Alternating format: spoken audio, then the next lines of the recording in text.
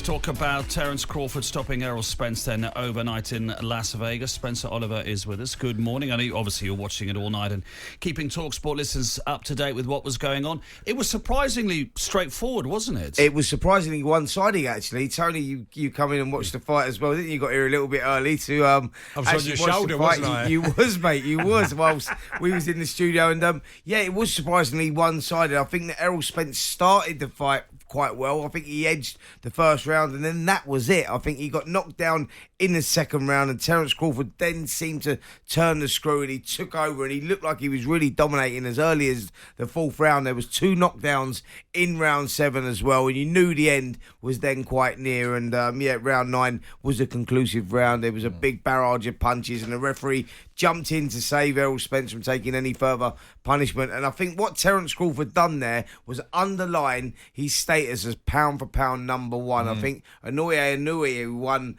for 4th world title at different weights on Tuesday. Is he the Japanese boxer? Japanese boxer, yeah. He was light flyweight champion. Then he went flyweight champion, jumped up, missed superfly, jumped up to bantam, just won the super bantam, and people going, is he the pound-for-pound star? Well, we've just found our pound-for-pound star. He may have held that title for a couple of days, but that performance there from Terence Crawford was unbelievable. I mean, this was a fight. It was like Terence Crawford has created history because he's become the first male to, in the 4-belt era, to win undisputed titles at different weights. You know, I think these do not come around often. Errol Spence was, 22-0 with 18 KOs going into that one. You know, he's a great fighter himself, and it was a high quality contest, and Terence made it look easy, didn't he? Well, walk in the park. It really, was. It felt like that. Spencer, watching it, it was like, this is so comfortable for him, and he looked like he could have had another fight straight after that one. And I suppose the question is there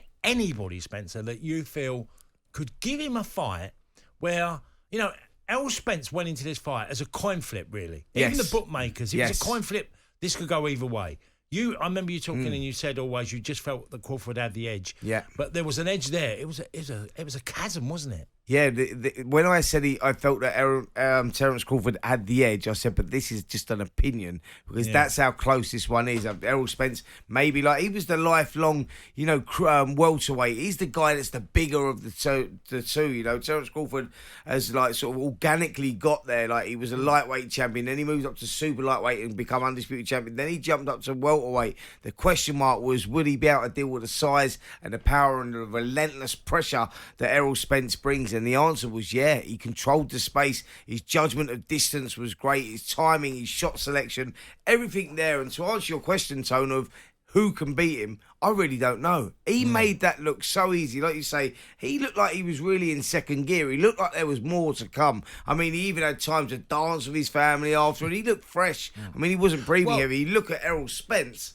I was going to ask you, Spence. I mean, look, boxers, sometimes you come up, and I had it in football, you come up against an opponent, you just think, wow, just can't get the better of you. Yeah. I remember playing against centre halves. Yeah. Well, I just couldn't. Andy Linegan, I've spoke about him loads of times. He played centre half for Arsenal. Every time I played against him, I hated him. I just fitted badly against him. Yeah. It looked like Errol Spence was a bad.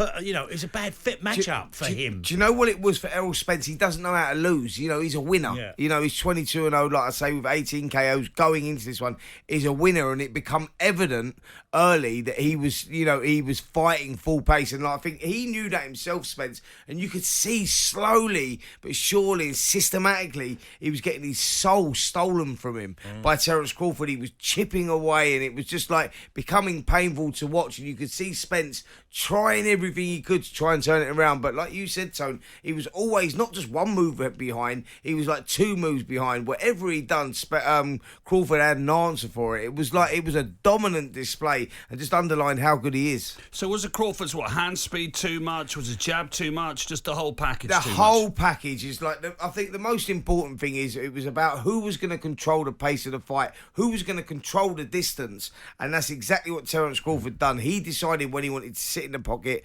and fight. He decided when he wanted to move and keep the distance from Spence. Spence was the one that was always playing catch up, and that's what it was there. It was all about who was going to take control and stamp their authority early, and Terence Crawford done that, and it was a one-sided fight. By the way, guys, he has already said that he's going to activate that rematch clause. We were talking about it, weren't we? Saying, yeah, he has. He's already released a statement saying because there's rematch clauses in it. It's like an insurance for a boxer. When you're at that sort of level, you go, well, we've got. There's always a rematch part clause, of the package. Yeah. But he said, yep, I want to do it again. I want to dance again, and he feels. Okay, so could we give Errol Spence a little bit of the benefit of the doubt? He's had very little fighting for 2 years, really. He's had the odd fight, hasn't he, after the car accident? Yeah, the car accident in October 2019. For anybody that doesn't know his backstory, and he had this car accident. I think he was done for drinking whilst doing it as well. But the car, it weren't just a little accident. The car went over 6 times. How he survived, I never know. I think he broke most bones in his body. He was in hospital, and to his credit, he's come back. He's had 2 fights since then, but maybe not look the fighter that he once was before that. And that may have had an impact on him as well, that inactivity. And I would go, at this stage of his career, it's not good to be inactive when you're 33 years of age. Terence Crawford, the one that had the momentum. And that's what I went with. I took all that into account and thought, Crawford just seems to have that momentum at the moment. Yeah, that's probably what we'll hear from Errol Spence, won't we?